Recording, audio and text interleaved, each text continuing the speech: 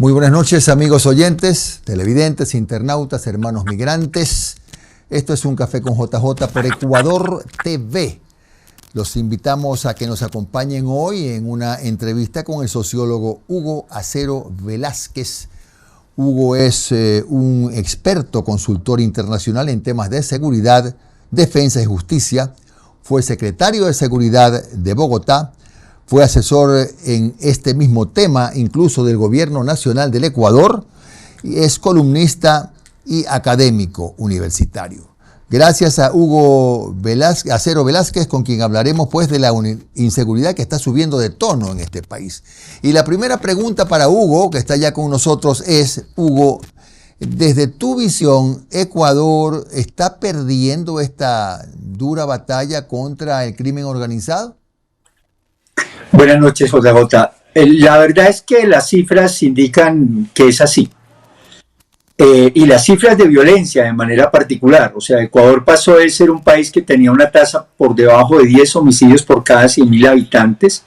Y de acuerdo con las cifras que el comandante de la policía dio hacia finales de diciembre del año pasado, Ecuador ya estaría con una tasa de 50 homicidios por cada 100.000 habitantes, que lo ubicaría como el segundo país más violento de las Américas.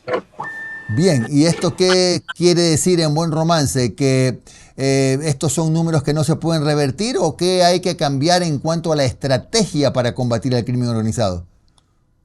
No, son números que hay que reconocer. Lo primero que hay que hacer es que hay que reconocer que la violencia en Ecuador se ha incrementado de manera fuerte, reconocer los graves problemas de inseguridad y reconocer que este no es un problema solamente del Ejecutivo, del presidente Daniel Noboa. Este es un problema del Estado y de la sociedad ecuatoriana. Si no se involucran las demás instituciones como el legislativo, como el judicial, las cortes, los jueces, los fiscales y la sociedad en su conjunto, va a ser muy difícil revertir esa tendencia. Desde luego se puede, pero es necesario reconocer el problema, trabajar en equipo y avanzar en una estrategia que por lo menos permita detener ese crecimiento que en los últimos años no ha dejado de crecer, salvo el año 2024. Y el 2025 volvió a aumentar, pero el 2024 sí cayó el homicidio y creíamos que esa era la tendencia nuevamente hacia la baja, pero desafortunadamente 2025 mostró que la cosa va hacia arriba. Se requiere un trabajo fuerte y no solamente del Ejecutivo Nacional en cabeza del presidente Daniel Noboa. Claro, eso es lo complejo en este país, Hugo, donde la práctica política es tan especial, no hay tantos escenarios de egoísmo, de pugnas permanentes, que hablar de trabajar en conjunto es ideal, pero muy complicado. ¿Qué? Tú, por ejemplo, hablarías de formar, qué sé yo, pues una comisión, una mesa técnica para poder integrar hasta la sociedad civil, que me da la impresión de que le falta incorporarse al trabajo para combatir el crimen organizado. Yo creo que debe haber una manifestación sincera por el bien del país, lejos de cálculos políticos. Pues difícilmente pedirle a los políticos que no tengan cálculos políticos, pero debería ser una carta abierta de invitación a trabajar, como digo, de las distintas instituciones, incluido desde luego algunos sectores de la sociedad civil. Yo recuerdo que cuando comencé a trabajar con Jaime Nebot, y él manifestó que se iba a meter en los temas de seguridad en el año 2006-2007, el primer esfuerzo fue convocar a todas las instituciones y realizar un pacto por la seguridad con un compromiso completamente claro, que se iba a trabajar entre todas las instituciones, incluida parte de la sociedad civil, todos los meses, todas las semanas, y todos los meses se entregaba resultados públicos. Y se decía quién trabajaba, quién no trabajaba, cómo se avanzaba, dónde estaba el problema, qué había que hacer, y eso se hizo durante más de 1 año y medio y dio muy buenos resultados. Yo creo que eso hay que hacerlo de cara a la sociedad ecuatoriana, que realmente requiere y demanda mayor seguridad.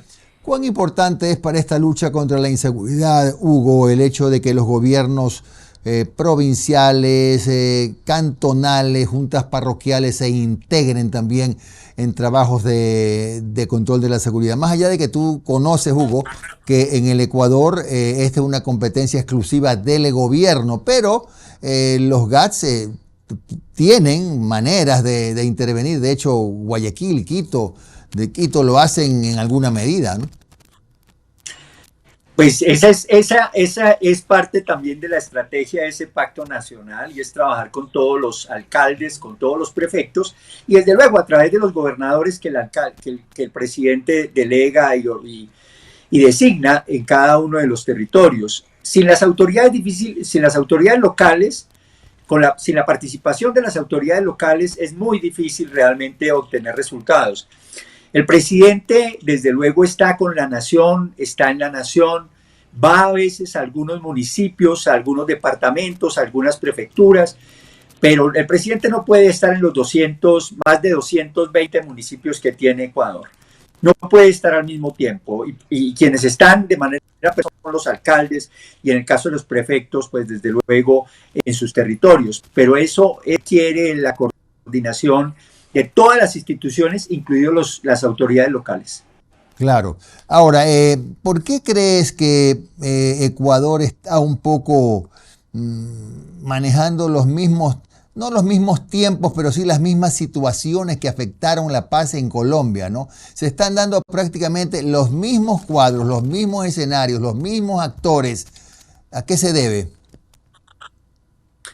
El narcotráfico marca la pauta. Y a Colombia lo marcó, y yo diría que lo sigue marcando, desafortunadamente. Colombia todavía ya no tenemos grupos guerrilleros, la revolución quedó atrás, ahora tenemos puros grupos mafiosos que están dedicados exclusivamente al narcotráfico, a la minería ilegal, a la trata de personas, y las mismas características que tiene Colombia y que ha tenido Colombia las tiene Ecuador, porque tenemos los mismos mafiosos, tenemos las mismas estructuras criminales que trabajan y operan en territorio ecuatoriano, en territorio colombiano, y a nivel transnacional tenemos las mismas mafias, mafia italiana, mafia albanesa, mafia rusa, las mafias mexicanas, ahí están, y por eso nos está sucediendo lo mismo. Es decir, Ecuador más bien es un espejo de Colombia y viceversa, ¿no? Pues no lo era. Yo tuve la oportunidad de trabajar con el alcalde Paco Moncayo, con el alcalde Jaime Nebot, ahora último también con el alcalde Juan José Yunes y con el presidente de la República, pero tuve la oportunidad de disfrutar Ecuador en esa paz y tranquilidad de comienzos de siglo, y pues parte de comienzos de este siglo grande, y la verdad es que eso sí se ha venido deteriorando, y de lado y lado pues tenemos hoy problemas. Ahora, Hugo, acá estamos en una media de 50 asesinatos por cada 100.000 habitantes. En Colombia, ¿cómo está ese número? En Colombia acabo de sacar un trabajo, un estudio que muestra un nuevo ciclo de violencia. Hasta el año 2020 teníamos una tasa de 22 homicidios por cada 100.000 habitantes. En estos últimos años ha crecido, y hoy tenemos una tasa de 28 homicidios por cada 100.000 habitantes. Ha crecido de manera preocupante durante los últimos 5 años, sin que el gobierno del presidente Iván Duque, y menos el presidente Gustavo Petro, hayan hecho algo para evitar ese crecimiento y el aumento de la violencia, y desde luego también de la delincuencia. Claro, ahora yo quiero creer que a lo mejor una de las razones por las que aquí duplicamos casi el número de muertes violentas a Colombia es porque desafortunadamente en la frontera sur de Colombia está la más grande plantación o las más grandes plantaciones de coca de la región, y esa coca ingresa a territorio ecuatoriano, pues, y acá se ha convertido en un país de tránsito, y como país de tránsito enfrenta bandas, ¿no? ¿Crees tú que ese es uno de los problemas más sensibles y que no ha podido ser resuelto por el gobierno de Colombia y de Ecuador? No ha sido resuelto, ni creo que se resolverá en el mediano plazo, lástima, porque no hay decisión de los dos mandatarios sentarse a mirar cómo solucionan los problemas fronterizos. La verdad es que Ecuador no solamente hoy es un país de paso de la droga que se produce en Colombia, sino también hay cultivos ilícitos en su territorio y también se está produciendo con cocaína. No en las mismas cantidades que produce Colombia, pero ese es el camino por el cual también comenzó Colombia y es posible que esos cultivos y esa producción de cocaína siga creciendo en Ecuador. Ahora, Hugo, este dato que me estás dando de la producción de cocaína en Ecuador sería en el norte, supongo, o en la En la región frontera oriental. norte, ¿Dónde? básicamente todo lo que tiene que ver con la frontera ecuatoriana con límites con Putumayo, ahí Mm, operan los Lobos ya. en alianza con la segunda, con los carteles de la frontera,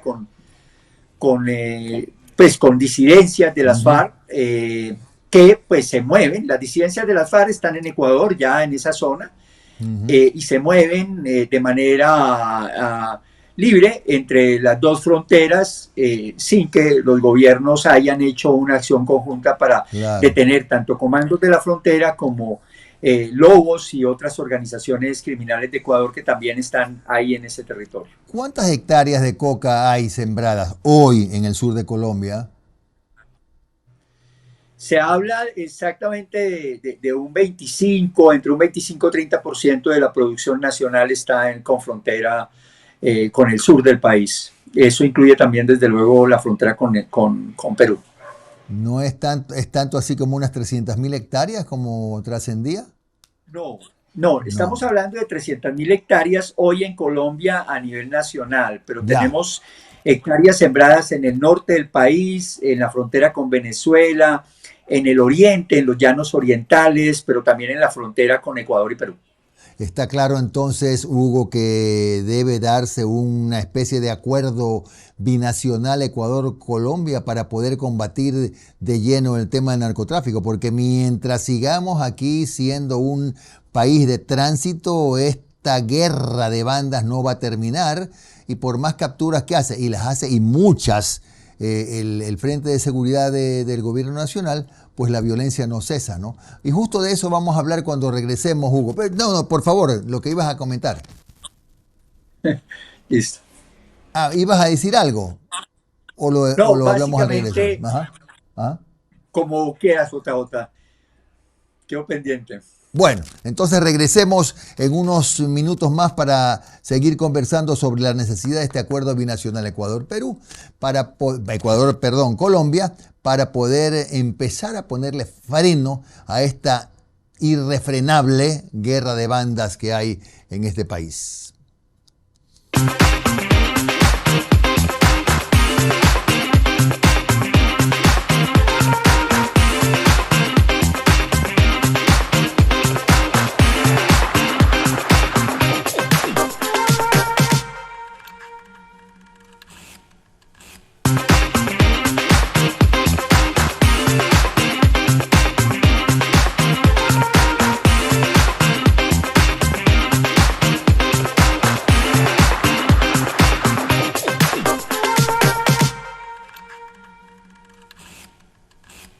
Con el sociólogo Hugo Acero Velázquez. Él es consultor internacional en temas de seguridad, defensa y justicia. También fue secretario de Seguridad de Bogotá, fue asesor en este mismo tema del Gobierno Nacional del Ecuador, es columnista y académico universitario. Hugo Acero está conversando con nosotros sobre la inseguridad y en momentos antes de la pausa hablábamos de que hacía falta un acuerdo, una conversación entre los gobiernos de Ecuador y Colombia, porque uno de los motivos más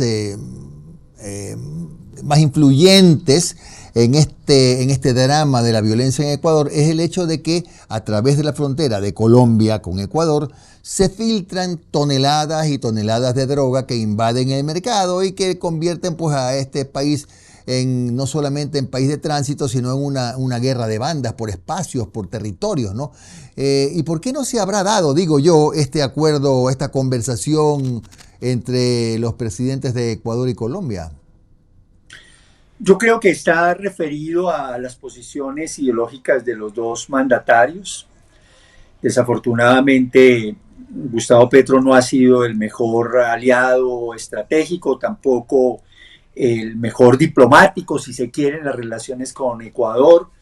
Es conocido de los ecuatorianos el mal comportamiento de nuestro presidente en Ecuador, la manera como tampoco reconoció el triunfo inobjetable del presidente Daniel Noboa, y creo que las diferencias entre derecha y izquierda de uno y otro lado no les ha permitido sentarse con cabeza fría y dejando de lado esos intereses políticos, más bien pensando en la nación ecuatoriana y en la nación colombiana y en sus ciudadanos, el poder sentarse a mirar cómo solucionamos un problema conjunto que tiene que ver con el crimen transnacional que está operando, eso sí, de manera muy relacionada, porque si algo tienen los delincuentes es que se saben relacionar y cuando tienen sus problemas los resuelven a su manera.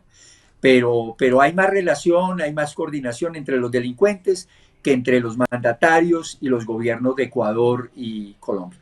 Pero estamos claros que una de las razones más poderosas para la situación del Ecuador en esta guerra de mafias, digo, siendo un país de tránsito seguramente el más importante del mundo, es esto del permanente ingreso de drogas a través de la frontera norte. Creo que en eso estamos bastante claros, ¿verdad? Sí, sí, la verdad es que ese es el tema fuerte al cual deberían dedicarle energía a los dos gobiernos, más que a sus diferencias ideológicas. Creo que inclusive en sus diferencias ideológicas podrían llegar a un punto intermedio de cómo combatir. Ya hoy el presidente Gustavo Petro casi que va a ir a rendir cuentas a los Estados Unidos respecto al tema de las drogas y seguramente va a aceptar mucho de lo que el presidente Trump diga con respecto a cómo combatir las drogas y creo que eso daría una cercanía entre el gobierno colombiano, esa nueva posición que podría tener el presidente Gustavo Petro después de la reunión con Trump, que permita acercar a Colombia, a Ecuador también, para mirar cómo de manera conjunta se combate precisamente el flagelo del narcotráfico y las otras rentas criminales que están ahí presentes, la Claro que sí. minería ilegal que tanto también Así está es. afectando a Ecuador. Es gravísimo. Hugo, ¿cómo maneja Colombia esto del lavado de activos? Bueno, hay unas leyes, hay unas normas un poco dispendiosas, pero hay un trabajo importante. Yo creo que desde el punto de vista práctico, Ujú. es que los ministerios de Hacienda deben jugar un papel muy importante en ese tema de lavado de activos. En el caso de Colombia es la unidad precisamente de manejo financiero, la UIAF, que está trabajando con los organismos de inteligencia para mirar esos movimientos de capital grande que efectivamente logran detectar las haciendas públicas y es ahí donde hay que hacer investigaciones profundas desde el punto de vista no solamente de investigación criminal y de lavado de activos, sino efectivamente todo el tema de recursos que manejan las organizaciones criminales y ahí juegan papeles importantes, como digo, las haciendas, y en este caso la Hacienda de Ecuador, los ministerios de Hacienda de Ecuador, de Colombia, de los Estados Unidos. Toda esa información financiera debería fluir precisamente para atacar a las estructuras criminales en lo que tiene que ver con sus rentas y con sus finanzas, que es donde más les duele. A ellos no les duele que los capturen, no les duele que inclusive los lleguen a matar, porque al final del día lo que pretenden es que sus familias terminen enriquecidas, y lo que más le duele es que le quiten los recursos y en ese sentido toda la acción de ataque a sus finanzas y al lavado de activos debería ser una prioridad de nuestros gobiernos y ojalá hacerlo de manera conjunta. Claro, ahora, no sé si en Colombia, pero acá en Ecuador, Hugo, tú estás informado porque eres un estudioso de la materia, que se desató la fiebre de las muñecas de la mafia, que han abierto una caja de Pandora donde se determina que probablemente uno de los lugares ex Isla de Paz, que es San Borondón, es al parecer una especie de capital de lavado de activos. Y usan a señoritas, mujeres jóvenes, como pantalla. ¿Igual se hacía en Colombia o este es un estilo made in Ecuador? No, es lo mismo, lo mismo. Es que no es solamente la actividad económica, es una cultura mafiosa que se difunde a lo largo y ancho del territorio latinoamericano hasta donde llega el narcotráfico, que instrumentaliza y que casi que vuelve en mercancía a las mujeres y las diseña a su manera. En Colombia, como digo, esto ha dado hasta para películas, ¿no? Las muñecas de la mafia, sin tetas no hay paraíso, y aquí no estoy Ujú. siendo vulgar, eso es un titular de una Claro, película claro. y de una serie, y una serie de series mafiosas que muestran cómo la mujer termina cosificada, instrumentalizada, porque entre otras cosas, como muchas actividades, el narcotráfico es manejado por hombres, es un Ujú. patriarcado de mafiosos que ha estado ahí, son muy pocas las mujeres, casi contadas con los dedos de la mano, las mujeres que han llegado a ser grandes capos o grandes líderes del narcotráfico.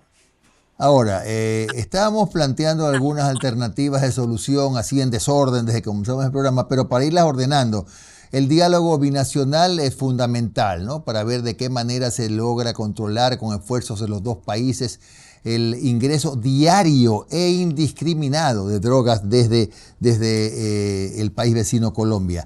¿Qué más? Aparte, decías tú, la integración de la sociedad civil a las conversaciones y a las estrategias para combatir el narcotráfico. Esa era la otra alternativa. Pues el trabajo a nivel nacional, yo creo, a internacional, a nivel transnacional, porque es que estamos ante estructuras transnacionales, es que en nuestros territorios están los albaneses, están los rusos, están la mafia italiana, están las mafias mexicanas y otras tantas mafias que están operando en nuestros territorios, y eso no se combate solamente con justicia nacional, es necesario, y con inteligencia, investigación criminal nacional, es necesario la vinculación de países, de esos países donde bien tienen origen estas mafias, y pues particularmente la alianza estratégica con los Estados Unidos, el Reino Unido, con Israel. Yo creo que son trabajos que hay que desarrollar. Esto requiere acción nacional, internacional. De lo contrario, es muy difícil enfrentar un crimen que tiene desde Uh hace -huh. muchos años características transnacionales y que son grandes empresas y con Claro. gran cantidad de recursos. Hugo, ¿en algún momento Colombia normalizó esto del narcotráfico y de la violencia en las calles? Pues lo mismo que ha tenido los demás países donde ha llegado el narcotráfico. En los años 80, Pablo Escobar llegó a ser congresista, estuvo en el Congreso, la gente envidiaba las fiestas y los lujos y el derroche de estos nuevos ricos que se pavoneaban y se movían por todo el país. Las reinas de belleza querían tener sus novios, no se les llamaba mafiosos, sino grandes empresarios. Bueno, Uh -huh. la verdad es que durante los 80 la sociedad colombiana y nosotros tuvimos la culpa habiendo aceptado el crecimiento digamos, de esa economía ilícita, pero también las formas sociales y culturales que comenzaron a imponer. Hay una cultura mafiosa, hay una cultura traqueta, y eso se ha mantenido en ciertos lugares del país, y es de manera preocupa efectivamente que hasta los valores culturales y morales se cambien por esa nueva cultura mafiosa, y eso es lo que está sucediendo en Colombia y en Ecuador. Claro, ahora, ¿por qué la diferencia, Hugo, de las muertes violentas? Aunque parezca un tema de menor trascendencia, a mí sí me llama la atención, habiendo tantas mafias en Colombia, ¿por qué casi duplica el número de asesinatos, de crímenes en el Ecuador? ¿Por qué?